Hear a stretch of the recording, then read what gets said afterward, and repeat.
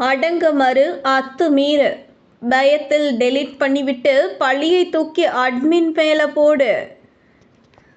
விடுதலை சிறுத்தைகள் கட்சி தலைவர் திருமாவளவன் மற்ற கட்சிகளுடன் மாறி மாறி கூட்டணி வைப்பதை விட்டுவிட்டு மக்கள் நல கூட்டணிக்கு பிறகு விசிக திமுக கூட்டணியே இன்று வரை இருக்கிறது. காங்கிரஸ் இருக்கும் கூட்டணியில் எந்த காலத்திலும் கூட்டணி போக மாட்டோம் என்ற திருமாவளவன் தற்போது காங்கிரசுடன் கொஞ்சிக் குலாவி வருகிறார்.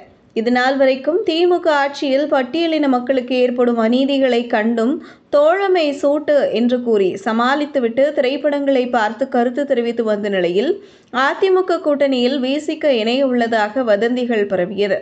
எந்த அரசியலும் கை கொடுக்காத நிலையில் தற்போது திருமாவளவன் வேதனையில் அவ்வப்போது திமுகவை எதிர்த்து பேசி வருகிறார். புதியதாக மது ஒழிப்பை கையில் எடுத்துள்ளார். இந்த நிலையில் அமைச்சரவையில் பங்கு வேண்டும் என ஏற்கனவே பேசிய பழைய வீடியோவை விடுதலை சிறுத்தைகள் கட்சி தலைவர் திருமாவளவன் தனது எக்ஸ் தளத்தில் பகிர்ந்திருந்தார். அதில் ஆட்சியிலும் பங்கு, அதிகாரத்திலும் பங்கு வேண்டும் என அவர் பேசியுள்ளார். திடீரென பழைய வீடியோவை திருமாவளவன் பகிர்ந்ததால் அரசியல் வட்டாரத்தில் பரபரப்பு ஏற்பட்டது.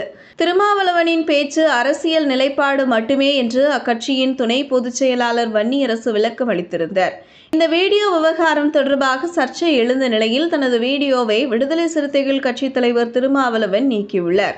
இதனை தெரிந்து கொண்ட நெட்டிசன்கள் பலரும் பயந்தாங்கோலி திருமாவளவன் என சோசியல் மீடியாவில் கலாய்த்து வருகின்றனர். இதை பத்தி நீங்க என்ன நினைக்கிறீங்கன்னு கமெண்ட் பண்ணுங்க.